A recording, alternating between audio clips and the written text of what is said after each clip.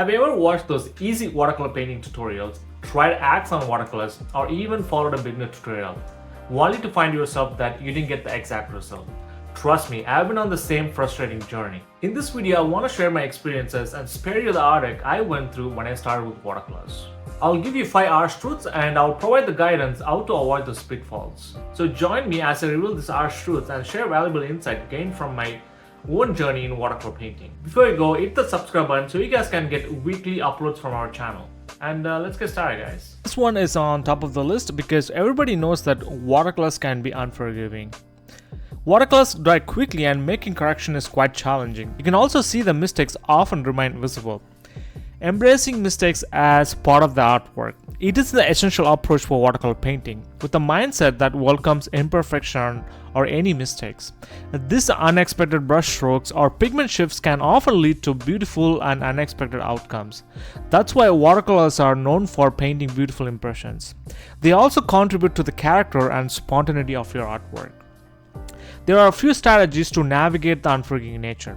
To navigate this challenge, start by using lighter washes initially. This approach allows you for more layered approach and correcting time before the paint sets.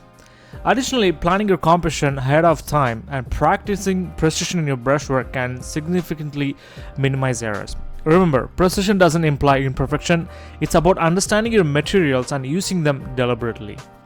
In essence, the unforgiving nature of watercolor fosters adaptability and teaches us to work with spontaneity, viewing each mistake as an opportunity to learn and grow as an artist. Embracing this imperfection can lead to stunning and unexpected artistic results. So the next one is really important. It is color variation. Watercolor paints often dry lighter than they appear wet, leading to unexpected color shifts. The solution is to test colors on a separate paper to anticipate the drying shades and learn to control water to painting ratios for consistent use. When I started with watercolors, I did have a lot of issues with the color variations and the painting going lighter, and this helped me a lot in my process of making my artwork really vibrant. So whenever I teach, I call this to my student as the color dilemma. Have you ever noticed how your color looks super vibrant when you paint, then bam, they dry way lighter than you thought? It is likely they have a mind of their own, right? So this color shift then can be a little bit frustrating. Mastering the water to pigment ratio. Let's talk about controlling water to pigment ratio. It's like finding the perfect balance. Too much water and your color might end up way lighter than you want. Too much pigment, it could get too intense. So experiment and finding the sweet spot takes practice, but it's totally worth it.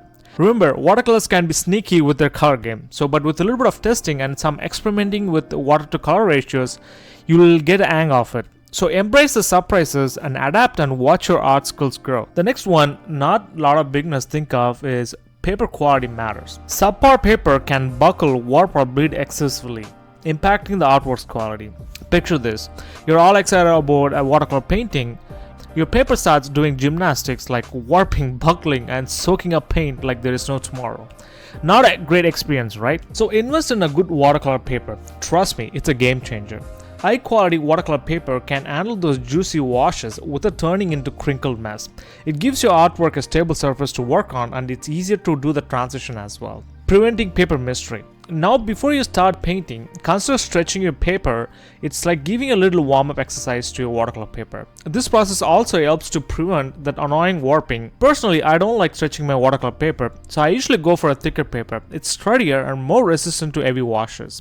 Using good paper isn't just about avoiding the frustration of buckling, it's about giving your artwork the respect it deserves. Your colors stay vibrant and your painting journey becomes way more smoother. So I highly recommend going for anything with a weight of 300 GSM or above that. So being said that, don't spend so much money on buying a 300 GSM watercolor paper, and you can also buy smaller watercolor paper with 300 GSM. So when you start this watercolor journey, always starts with small and slowly build up your sizes. This one is the important one because I tried to understand this harsh truth later in my watercolor journey. That is layering complexity. Unlike opaque mediums, watercolors require strategic layering for depth, which can be quite challenging. To understand the layering complexity, I split this into 3 categories: the layering maze, the layering game plan, and mastering blending and lifting. Let's go through the layering maze.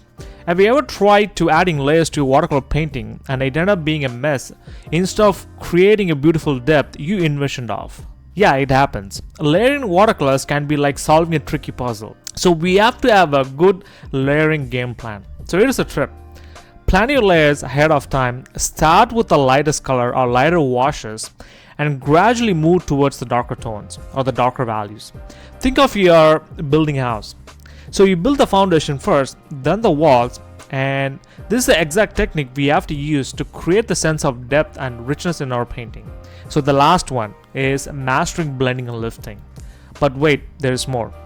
Practice blending. Mixing colors smoothly is like creating a beautiful melody. Blending helps those layers seamlessly flow into each other and give your painting that wow factor. And that's what it's watercolor about. If you learn how to do blending, and it will change your artwork drastically. So don't forget about lifting techniques. They are like magic eraser, helping you to remove colors or create subtle highlights. To use this, I usually use a tissue paper to dab on my watercolor paper to get rid of painting. So layering in watercolors may seem like a tough cookie to crack, but with some planning, a sprinkle of blending, and a dash of lifting, you will start creating this beautiful multi-dimensional artwork in no time. Unfortunately, we are at the last harsh truth of watercolors is the fading nature. Some watercolor pigments are prone to fading over time, affecting the longevity of our artwork. So this one I also split into three categories: the fading fiasco, the pigment puzzle solver, and protecting your precious art. Let's talk about the fading fiasco. Picture this. You spend hours creating a stunning watercolor artwork, only to find out later that some colors start to fade away, like they are playing hide and seek. So this is where the pigment puzzle solver comes in. So always go for professional grade watercolors, light fast pigments. These colors are like the superheroes of watercolors. They are more resistant to fading, ensuring that your artwork stays vibrant and fresh for years to come. Being said that, if you're a person who are new to watercolors, start with student grade or even lower grade than that, because you have to understand the medium before you go to professional grade, because professional grade watercolors can be quite expensive, and if you're a person who also want to do exhibition or any of the art shows, you have to go for professional water grade. And make sure that you understand the medium before you spend money on it. So once you create, start understanding the medium and you start doing some precious art, there is more you can do. Properly frame and store your finished pieces away from direct sunlight. Think of like giving your artwork a cozy little hideaway. Sunlight can be a bit of a troublemaker, so keeping your art out of its direct path helps to preserve those colors for a longer artistic journey. So all the watercolors out there, remember this: mastering watercolors, it's not about getting it perfect every time. It's about the journey, the learning curve, and the adventure of creating something beautiful in watercolors. Embrace the characters of watercolors, their quirk, their surprises, and happy incidents, and even challenging you encounter while painting in watercolors. These are the things which help you to grow as an artist as well as a creative soul. With each stroke and each wash, you're evolving and refining your craft. Trust the process. Most importantly, enjoy the act of painting. Thanks again for joining me today. Before you go, hit the subscribe button so you guys can get weekly uploads from our channel. Until next time, keep creating, keep dreaming, and keep painting your world with vibrant colors.